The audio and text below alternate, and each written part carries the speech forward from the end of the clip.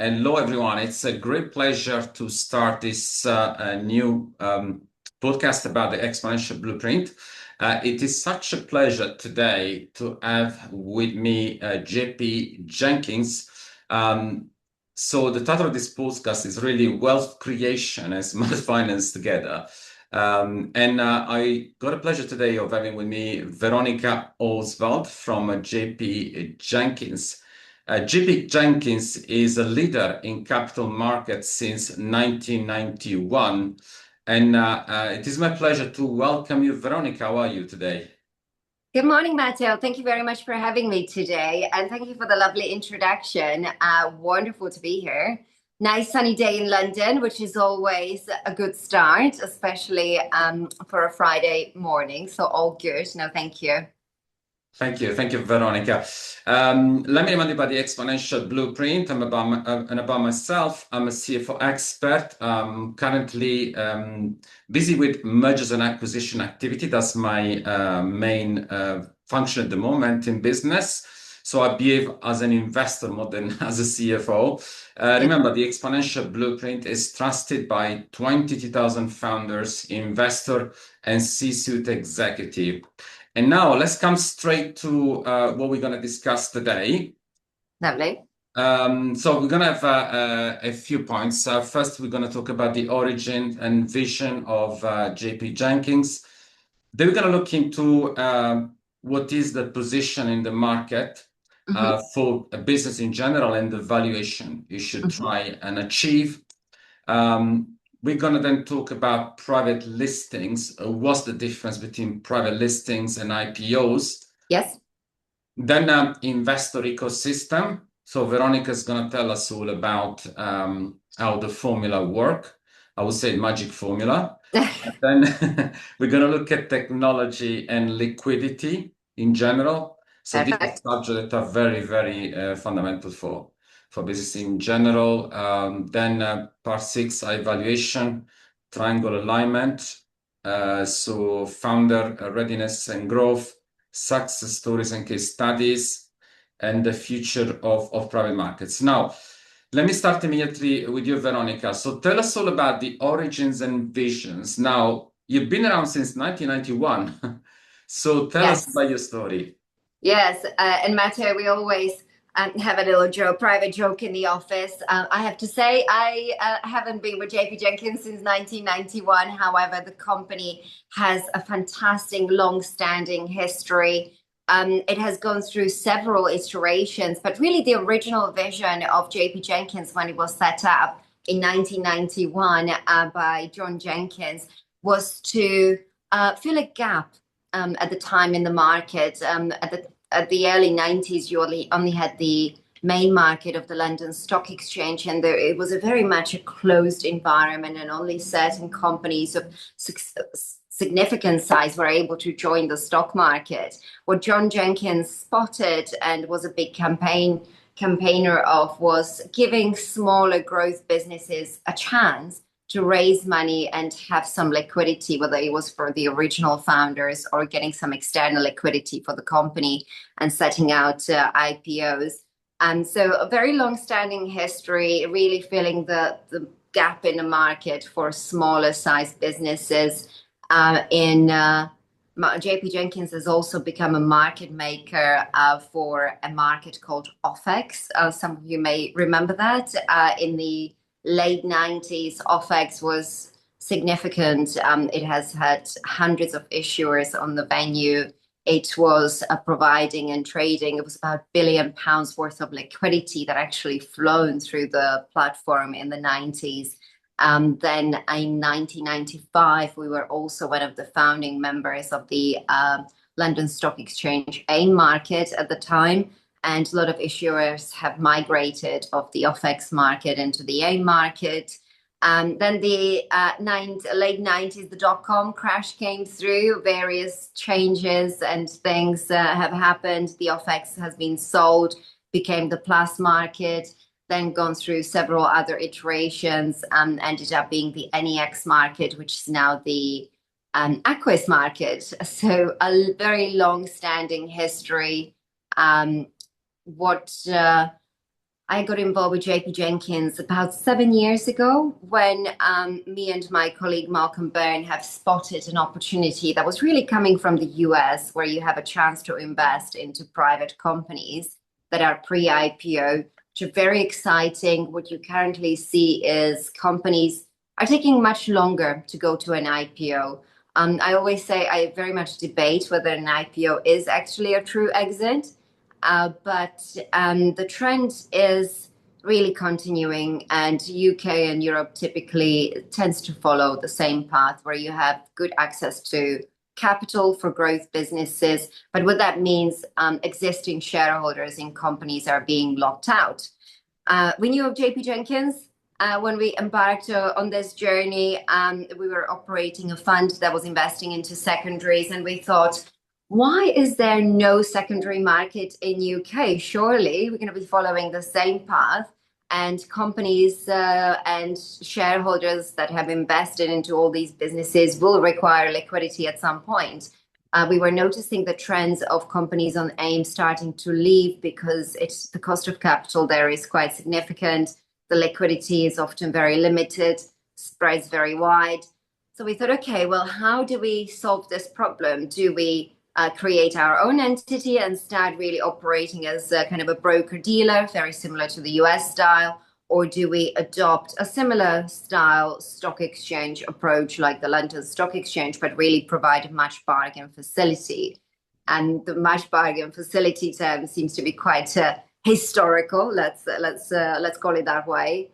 But we thought, okay, well, let's take JP Jenkins, which at the time was not being very active. It was being a little bit dormant, just sitting as part of a corporate finance house, not very utilized. But okay, let's dust off this lovely entity of JP Jenkins and start doing a little bit of testing. That's taken us a little bit of time, few years. And then we have decided about 5 years ago, let's give it a real go, because we can see there is traction. So huge amounts of history. JP Jenkins, since me and Malcolm have acquired the business, has merged and been acquired by another business called InfinitX. InfinitX is a technology platform and software that runs and operates market technology that is being deployed into our trading venue. So we are now technology-enabled trading venue, and I'm sure we'll talk about it a little bit later. It does get a little bit technical, but what that basically means is we trade through exactly the same channels as the likes of London Stock Exchange or the Aquis Exchange. We operate through the exactly same brokers, all the way from Hargreaves Lansdown, Interactive Investor, all the way down to wealth managers or more boutique firms like Killig, Charles Stanley, Evelyn Partners. So really the whole broad ecosystem of the capital markets in UK. And what the difference, or the major difference is we provide a liquidity. This is all secondary liquidity. So existing shareholders being recycled and swapped for new investors. And all orders are received directly from the brokers, are then captured by our internal technology and on the venue, just like the brokers would use the existing trading system as they do for the traditional market. So there is no change for them. Hence, it makes it really easy for them to interact with our venue and with the stocks that we do trade. As I say, there are certain differences. We operate in a match bargain trading system. So what that means is we receive orders from the sellers on one side and orders from the buyers. And when we can find a match, the orders do settle through the traditional capital markets channels, being Crest or Euroclear. Thank you so much, Veronica, for such a comprehensive explanation as well. It's a lot of history, Matteo. Lots of history. We could be here for probably another half an hour. Really discussing some of the wonderful stories of the start of the junior markets in UK, because JP Jenkins was just so instrumental. And we've got some wonderful stories of how JP Jenkins started with a small office with a sofa and a computer that never used to be turned on. There's some wonderful history, but oh my gosh, a lot has changed. And as I call it, the JP Jenkins 3.0 is a slightly different iteration. Technology is really powering our systems, and it's wonderful to see the traction. I know we're going to speak about the private markets, the future, and how they're developing a little bit later, but we have seen quite a surge of businesses joining the venue this year, especially. Such an inspiring story, and it leads me to think all the time about how all the attention is for the opposite ends of the market. From one end, we got the publicly listed businesses, household name. From the other end, we have startups for which there's all sorts of excitement. But in the middle, we have really the real economy that is looking always for capital to. Capitals, is usually cited by 58% of our audience as the limiting factor for expansion. So that's it's great to hear about JP challenge. Jenkins. Yes, it is a big challenge in UK, and as we say, there is a lot of trends that we can see that are migrating from, especially the likes of US, but the access to capital is a significant challenge. As I say, there is a lot of companies that are able to raise capital now privately. There's various funds. Obviously, the EIS scheme has been extremely successful as well. We've got about £32 billion worth of capital that's been invested into private growth businesses. Our challenge and our worry really remains that liquidity amount for the existing shareholders. The scheme has now been operating for a couple of decades. You've got a lot of money that is locked into these businesses, but actually a very limited exits and exposure for shareholders to actually take the money off the table. Thank you very much. Obviously, liquidity, you gave us some important numbers there. 32 billion is quite a lot of money. So yeah, sometimes these things, they really do not necessarily get the right attention from the public, really. Just tell me about your partnership with InfinitX and the technology change. Yes. So as I mentioned, InfinitX is a technology business.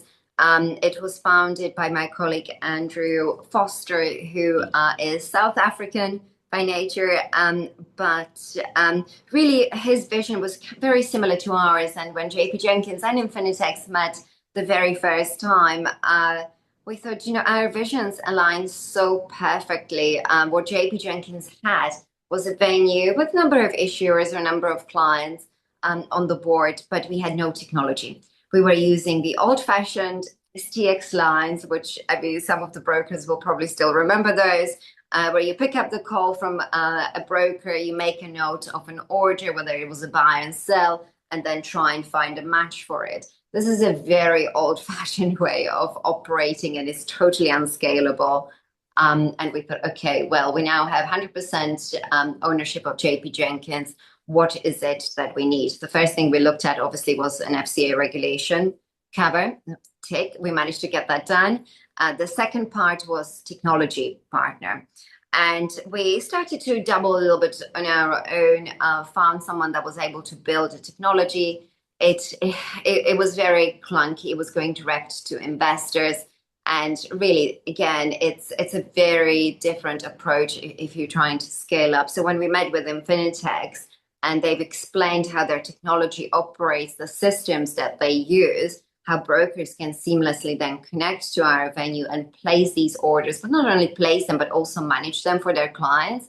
We said, okay, well, this is significant. And this is something that we absolutely need in order to actually get to that next level and to that next step.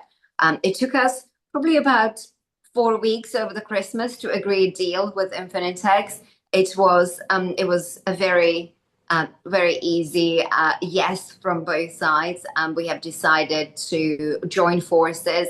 As I say, InfinitX acquired JP Jenkins, but really it was all done in the spirit of a merger where both teams came together, pulled their knowledge and resources, and really we started to think together, how do we bring these private companies and how do we give them the best chance of success? Whether that is in terms of trading their shares, but also providing some visibility, which then typically also leads into the capital raises as well. As I say, or as you mentioned, that is a large challenge and huge challenge at the moment for a lot of growth businesses because they do need capital to be able to scale up and operate. At the moment, our focus remains on the secondary market. However, we are starting to evolve as well because of the needs of our clients, and we are looking at how do we support our clients in terms of helping them with the fundraise and get some primary liquidity as well. I think as we see all the time, really technology is evolving so much, and yeah, I mean this deal that you described seems to be like a real game changer, and also for the future of trading and the future of trading with JP Jenkins in particular. So yeah, it's fundamental to see how technology can really help us, really. It is, and especially it was even a bit of a good surprise for us because we obviously had to work quite hard to connect the two. We were quite lucky because we had that historical name, and from the 90s, most brokers would remember JP Jenkins or the OFX market. So to get the foot in the door was a little bit easier, but it still takes a good amount of work to convince large brokers like Hargreaves Lansdown or Interactive to connect to us. It is obviously their technologies and systems are very set. They extremely powerful, but to make any changes there takes years. So we really had to adapt and use what the current ecosystem in the city has adopted and is using instead of trying to develop something crazy novel and then try and convince other brokers and institutions to plug in into. So really the approach from our side was to work with the city rather than against it.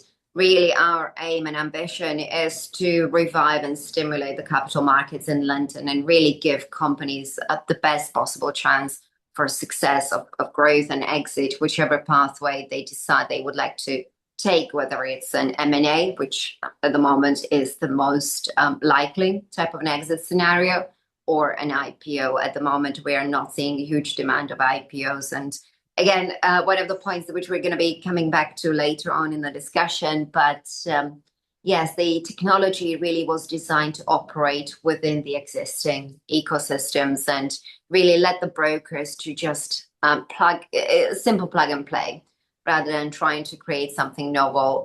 It is a system that they've been using for years, so they can connect to it and really just use it on a traditional day-to-day basis and place orders just like when they're placing orders on the A market or the main market. Thank you for explaining the way in which this world works. So I think so many of our listeners will not be aware of the ramification of what is needed to make market works, and this is so educational for so many of our listeners. So let me just now come to your positioning, the market positioning and valuation effect. Actually, we're talking about the businesses that are meant to really use these platforms. The question I wanted to ask you is, the question actually is, why is, in your view, liquidity such a factor in establishing what is the valuation of a business effectively? Yes. Tell us about the misconception that founders often have about this.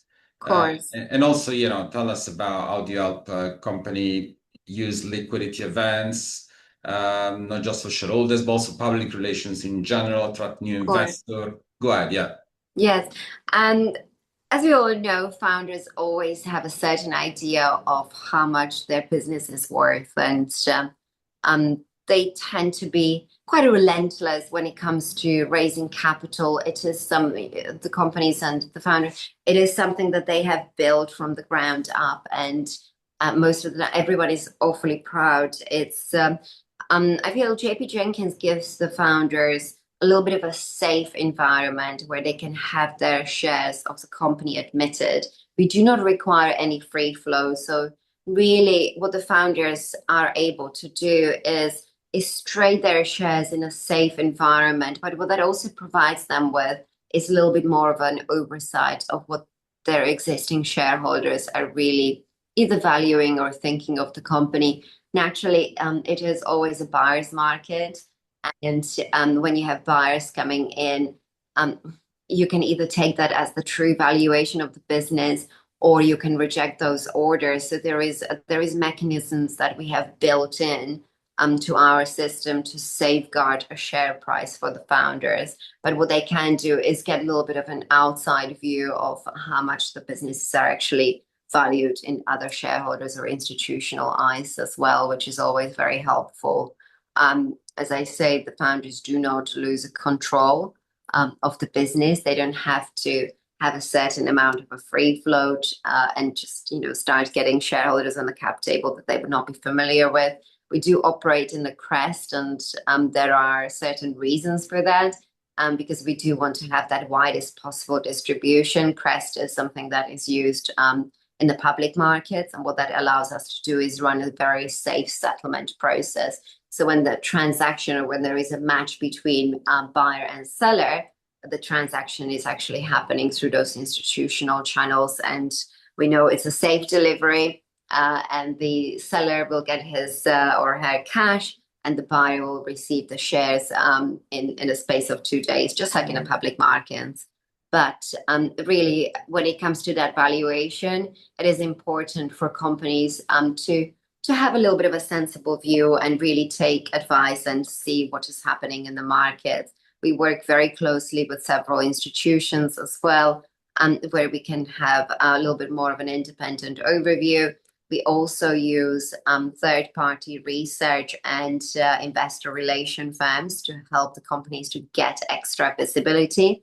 Often, some companies will raise money at a very healthy valuation, and they need to grow into it. So really, they can use that time as well to get that exposure and really start showcasing that they are able to deliver on their promises. And what I often say is, you see that shift very often with companies that have been private but didn't have their printed share price, that there is a shift in the founders and the management behaviors, because they really do start looking after their shareholders.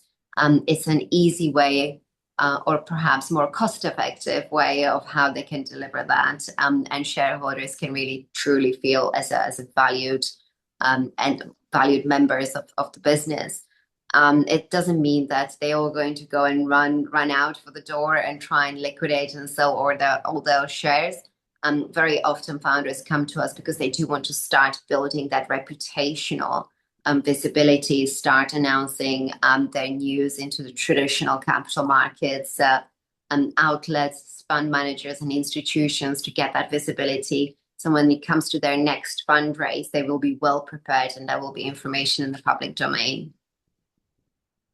I mean, it's such an important and educational point you brought here, because what we always find is that liquidity can really change, can be such a game changer when it comes to valuation. What is the value of a company when the shares can be traded, as opposed to the value of a company where you can't really buy or sell anything. So Yes. obviously, yeah, for anyone who wants to really own a financial asset, is fundamental to be able to have a market. So the valuation is so, is reflected in this. Yeah. It is, and it's very important. You don't want to become the Hotel California where you enter and are not able to leave ever again. It's important, as I mentioned, for founders and businesses to structure something that that does give the existing shareholders, especially the ones that have been locked in for a number of years, a way out. As I say, a lot of the times it actually acts as an incentive rather than a traditional way out, because the shareholders can see a price, they can see how the company is performing, how they are getting through their life as a company that is now got a trading facility. So it also acts as a little bit of a investor relations outlet for them. But as I say, that fundamental element is really that mind shift where companies really start behaving as a shareholder-owned businesses rather than just private companies, and just focus. Obviously, they still need to focus on the business, but they also have responsibility to communicate with the shareholders. Now, with the Exponential Blueprint, we tend to always refer to household names, and now they actually show the road to success. Now, when we talk about listing your shares, when we're talking about having your shares traded, we can always refer to what we call partial exit. Yeah. Yes. So, in the most successful people in the world, when we look at the history, they obviously are never been control obsessed, because obviously they tend to really at some point do some shares disposal. But that doesn't happen only in one go. So just think about this. Your business goes through phases. We always say there are 5 phases: startup, scale up, then there could be stagnation, there could be crisis, and there could be full exit. But in between, there are so many phases in the history of a business where liquidity can make a really big difference. Liquidity when it comes to share trading. Yes. All I was going to add to that, Matteo, is really very often I feel founders and the leadership teams are pushed to an early exit because they're getting a lot of pressure from shareholders. So if they have a way of offering them liquidity, even though it's partial and it's perhaps not as frequent, but there is a liquidity mechanism put in place for them, it gives them a peace of mind, and leadership team and the founders can actually go back to focus on how they're going to get to that either full exit, or how do they really encourage more growth. Thank you, Veronica. And yeah, the part 3 that we announced before was going to be about really the difference. I mean, this is where a lot of education is really needed.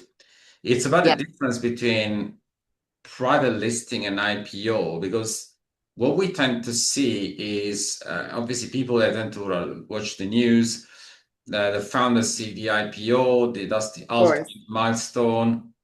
And then the big question is, can the private listing actually be such not only the destination, but it could also be the conduit towards a public listing? That's a fantastic point, and this is what we're really advocating for, Matteo. We would like to revive the capital markets in London and UK. London and UK has always been the center of European markets. The aim used to be much larger and much more liquid than the Nasdaq market. Now, when we think about it, it seems like a long distance memory, I'm afraid. And what has happened with the junior markets in UK, they have just become extremely cost and regulatory nightmare for a lot of businesses, especially businesses that are not generating revenue, that are in R&D space, and that typically would be biotech, or you would have a lot of mining exploration businesses, which London has been always very supportive of. However, that liquidity and that support for those businesses seem to have disappeared. And I don't want to get too philosophical, but I would apportion that to a few of the factors. The market makers are no longer really supporting the companies. They look at their own balance sheets and run flat books overnight. They don't like to take a risk overnight. It's not like the old Brian Winterflood days when you had a supportive market maker that would actually take the time to understand the story and really make a decision believing on whether the business can succeed or not. Now it's run as a purely numbers exercise where market makers don't like to carry risks overnight, which means that the spreads in the public markets, and when I talk about a spread, maybe just for the educational element, that is the price between a buy and sell. Very often what we now see on the AIM market or even the Aquis market, if you buy a share for £1 and you would like to sell it straight away because there is 30, 40, in some instances as crazy as 70% spread. When you sell, you will only get 70 or 60 or 50p for something that you have bought 5 minutes before. So in my opinion, that doesn't really make sense. And that is not really supportive of these growth businesses because they need stability. As I say, the cost of capital is also significant. To go through an IPO at the moment cost significant amount of money. We're talking typically £1 million for a smaller IPO. That can go even higher on some of the larger ones.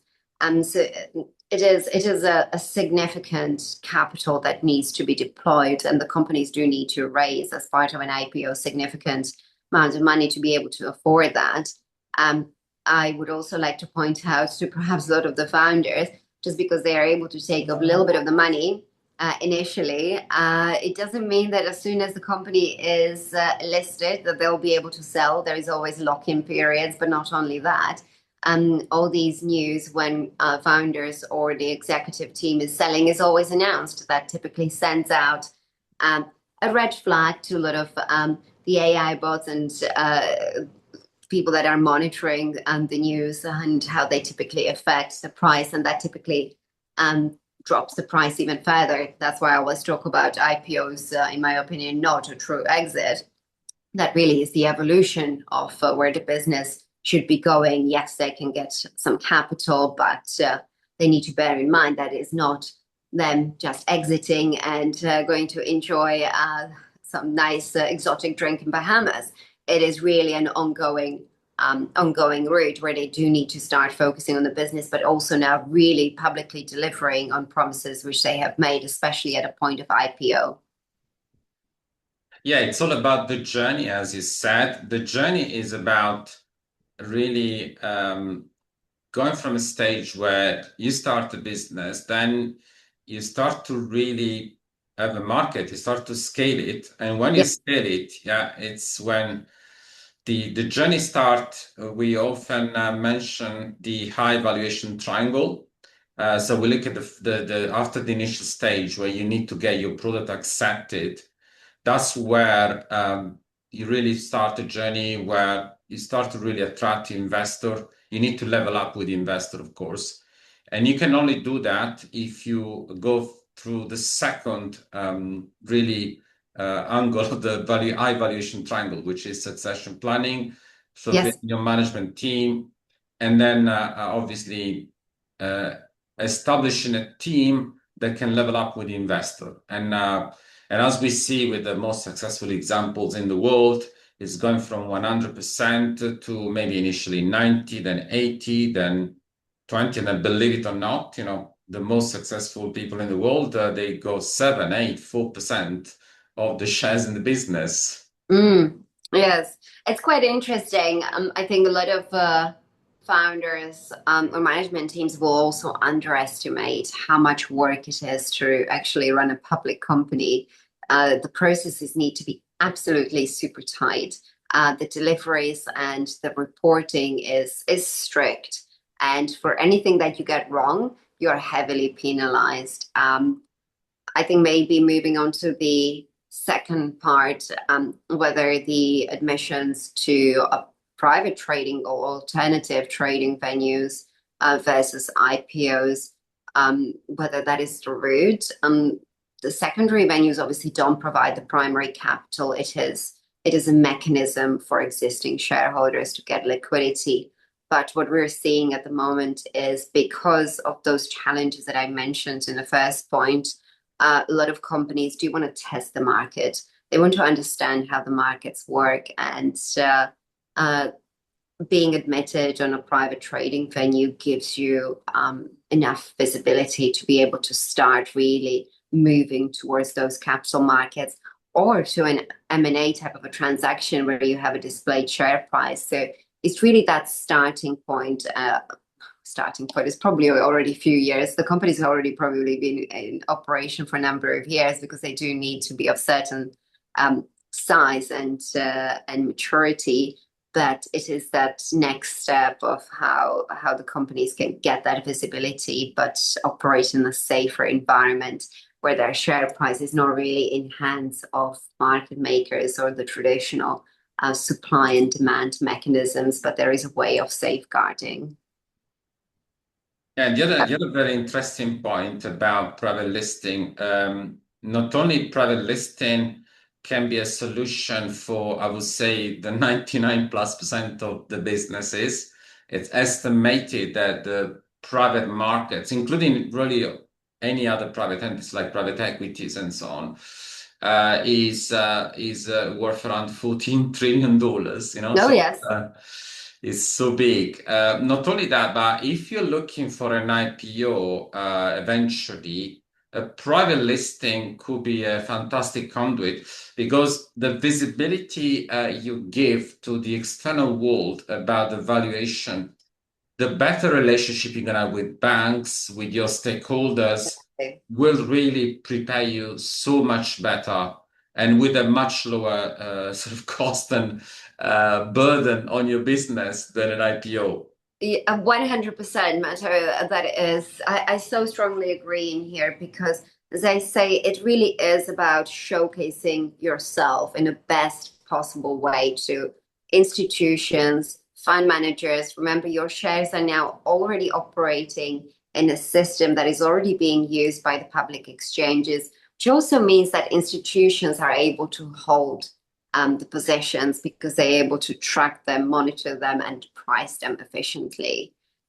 It's a very clever way of getting that access and getting that story out to major institutions in London rather than trying to do all of that legwork yourself. And as we pointed out, running a business is a full-time job. You don't really get a lot of holidays. You don't get many weekends. It is something that we all get excited and consumed by. So really having someone else do that work and having a public venue to actually showcase on how you're performing and how you're delivering on your promises is a very helpful tool for founders to say, okay, well, I don't need to worry about this element. I have a profile, I have a printed share price. I can now focus on my business and perhaps just dedicate smaller amounts of time on looking after that share price and those shareholders. But there is a mechanism that they can use.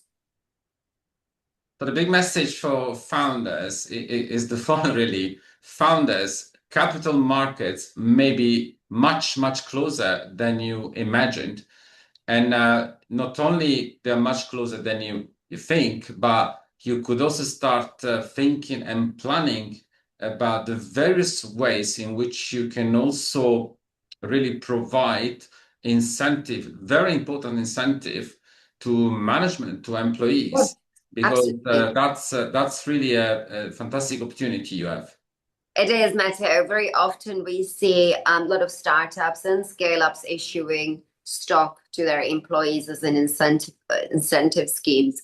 And I'm a big believer in issuing stock and really sharing part of the journey, almost going back to that Facebook story where all of a sudden and overnight you had all these wonderful people that have been supporting the business becoming millionaires. And it's wonderful that that is also being adopted in UK. My challenge remains is fantastic that employers are giving shares to their employees. But how are they monetizing it? How are they able to realize value out of those shares? So unless there is a mechanism that actually is functioning and the company puts time and effort into, it is a useless piece of paper that a lot of employees will just put in the cupboard and will not really think of as an incentive because, yes, they may have some shares in the business, but if there is no liquidity or no way of actually monetizing it, it's probably not as useful as they think. Thank you for validating this point, because what we see in the news is really extraordinary. For example, when we listen about the news or the story, shall we say, about NVIDIA, where many employees have become millionaires. Absolutely. And it's so wonderful, isn't it, Matteo? I mean, it's so nice to see these wonderful stories where people that have been loyal to businesses overnight do become significantly wealthy. It's such a joy and pleasure to listen to that. And I often debate how UK kind of fares through the systems, and I always feel UK is very conservative in terms of talking about money and how much we want good managements and good teams to actually make significant remuneration. It's always, oh, they're making too much money or too many bonuses. Let's close our eyes. That's very bad. Whereby our friends on the other side of the ocean in US, if you make money, it's celebrated as something to be really proud of, not something that you should be trying to hide. So it's a slightly different mindset that I find. Thank you. With such an inspiring thoughts, we're going to close part one of this podcast, and we're going to start again from part four. But thank you very much for listening to us. Don't forget, you can subscribe to our YouTube channel by clicking on the button to the right. Thank you very much, and we'll see you for the second part shortly.